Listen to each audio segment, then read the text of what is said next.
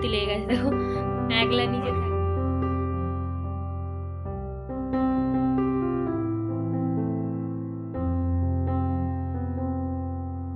Hello everyone, welcome back to my new video. কেমন আছো তোমরা? আশা করছি তোমরা সবাই ভালো রয়েছো আর আমিও ভালো রয়েছি। এখন বাজছে আই থিঙ্ক 8টা। আজকের ভিডিওটা আমি এখন থেকেই স্টার্ট করছি, তো চলো তোমরা ভিডিওটা কন্টিনিউ দেখতে থাকো। আর এখন কিন্তু বাজছে সন্ধ্যে 8টা। আজকে যেহেতু রবিবার, তাই দুপুরবেলা খাওয়া দাওয়া করে দুইজনেই ঘুমিয়ে পড়েছিলাম। আর যখন ঘুম থেকে উঠলাম তখন বাজছে 8টা। যদিও আজকে ওর ডিউটি নেই, তাই কোনো চিন্তা নেই। যদি এটা ডিউটি থাকতো তাহলে ওকে পাক্কা দুধ আর কর্নফ্লেক্স খেয়ে যেতে হতো। তাও আমার ননদ ফোন করেছিল তাই ঘুম থেকে উঠলাম, নইলে আরও দেরি হয়ে যেত। তো প্রথমে গ্যাসটাকে মুছে নিলাম হালকা করে। আর তারপরে দেখো এই যে দুধ গরম বসাচ্ছি একদিকে, আর ডিমের ভুজিয়া, কারণ তোমাদের দাদাভাই ডিমের ভুজিয়া খাবে বলেছে, তো সেই জন্য আর কি বানালাম। আর 3টে ডিমের ভুজিয়া বানাচ্ছি, কারণ আমি খাবো না। আর তোমাদের দাদাভাই এত ডিম খেতে পছন্দ করে, মানে প্রচুরই পছন্দ করে আর কি। যতবার আমি ডিমের ভুজিয়া বানিয়ে দিই ও আমাকে সবসময় বলে খুব ভালো হয়েছে। ডিম ভাজার থেকে ও ডিমের ভুজিয়াটা খুব ভালো খায়। আর এইদিকে আবার আমি একটু চা বসাবো। আগে ওকে বলবো যে চলো চাটা খেয়ে নিই। যদিও প্রত্যেক দিন ও চা খায় না, আমি যখন সবাইকে দেখি যে হাজব্যান্ড ওয়াইফ মিলে একসঙ্গে চা খায়, তখন আমার না খুব মন খারাপ হয় যে আমার প্রিয় মানুষটা, যাকে আমি এত ভালোবাসি, সে তো চাই পছন্দ করে না। তো আর কি করব, সব কিছুটাই মেনে নিতে হয় সাংসারিক জীবনে। সবার তো আর সবটা খেতে ভালো লাগে না। তো ওই জন্য একটু দুধ চা বসালাম আর কি। এই যে আজকে চা খেলো, এখন আর চা খাবে না 3-4 দিন। তারপরে আবার যদি ওকে বলি যে বাবু একটু চা খাও, তখন কিন্তু খাবে। একদিকে চা আর একদিকে দুধ গরম বসিয়েছি। এইখানে প্রচুর ঠান্ডা, তো ওই জন্য প্যাকেট দুধ যদি আমি দুদিনও রেখে দিই নষ্ট হয় না। তো সেই জন্য দেখো সকালে দুধ নিয়েছে ও, আর এখন আমি দুধটা গরম করছি। আর চাও হয়ে গিয়েছে, চাটা ছেঁকে নিয়ে যাই, খাবো। এত ঠান্ডা, একটু চা না খেলে না মনে হয় যে কখন চা খাবো আমার ক্ষেত্রে, কারণ আমি প্রচুর চা খেতে ভালোবাসি। গরমা গরম চায় হাজির হ্যাঁ। কোনটা খাবে বলো? কোনটা খাবে, এটা না এটা? একটু কি হয়েছে, আসবে? তুমি উপরে আসবে? তুলে নাও তুলে নাও তুলে নাও, যাও এসো এসো এসো। ইয়া চাটা কেমন হয়েছে?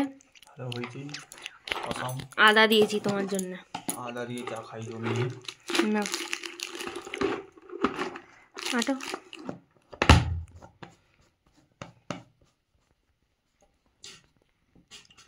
এই তো এই বদমাশিগুলো করু বলেই তো তুল। থাক, বেশি মিষ্টি। চামচটা দিতে হবে, চামচটা মাপ করে দিতে পারছি না, ওই জন্য মিষ্টিটা বেশি।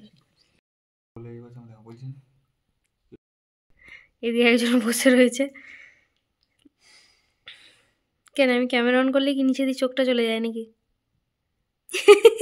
বলবে লোক, বলবে আমি তোকে জোরে করে ভিডিও করো, জোর করে ভিডিও বানাই, জোর করে ভিডিও বানাই। আর একজনের তো ফুর্তি লেগে গেছে দেখো একলা নিচে থাকবে। মাটি খুঁড়ে তো ওরা, ওই জন্য ওরকম করছে, মাটি খুঁড়তে চাইছে, দেখতে পাচ্ছ? চাপা দিয়ে দাও।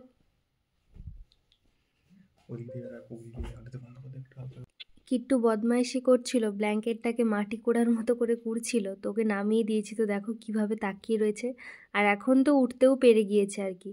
এই ভিডিওটা আমি 2 তারিখে করেছিলাম, আর 4 তারিখে আমি বসে বসে এডিট করছি।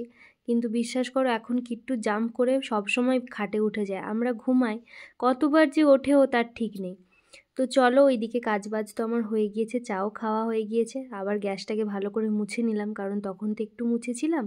আর এখন দেখো ভালো করে মাছগুলোকে ধুয়ে নিচ্ছি। অনেক দিন বাদে এখানে কাতলা মাছ পাওয়া গিয়েছে। আর তো 1 মাসের ব্যাপার, তারপরে বাড়ি গিয়ে আমি মাছ খাবো। তোমাদের দাদাভাই তো এদিকে আবার মাছ খেতে যেহেতু পছন্দ করে না, তো সেই জন্য আমার কোনো চিন্তাই নেই। কিন্তু যতই বলি না, প্রচুর মন খারাপ লাগে যে কত শখ করে আসলাম, আর 1 বছর যদি থাকতে পারতাম তখন কতই না ভালো হতো।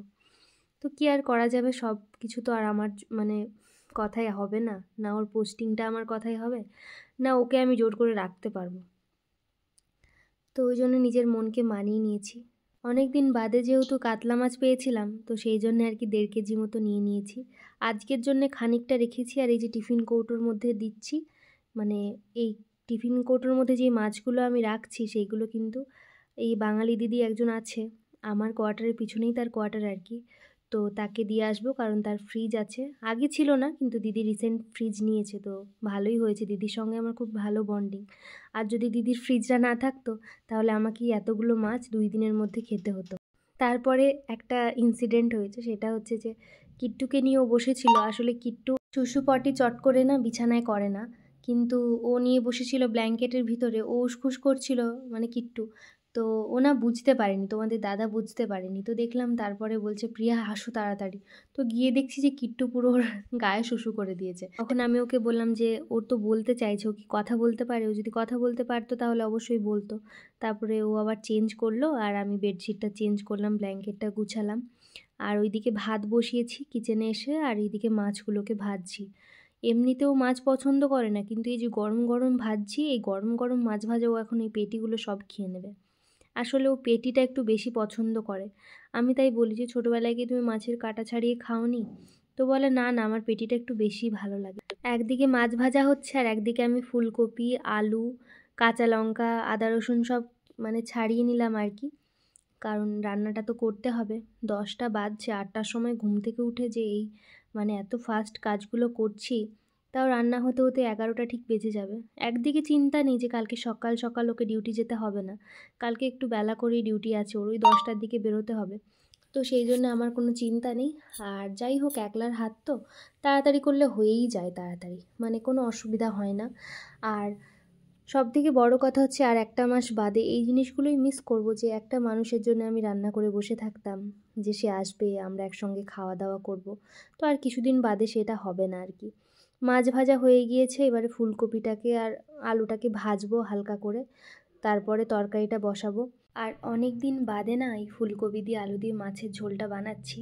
ফুলকপি আলু ধনেপাতা দিয়ে মাছের ঝোলটা যখন বানাই, আমার তো খুব ভালো লাগে খেতে।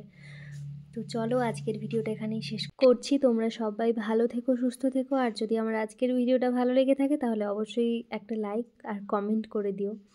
তোমাদের কমেন্টগুলো যখন পড়ি তখন খুব ভালো লাগে আর কি, কারণ আমার মনে হয় যে এত দূর থেকেও আমাকে কিছু মানুষ যে এত ভালোবাসে, এটা যখন ভাবি তখন ভীষণ ভালো লাগে আমার।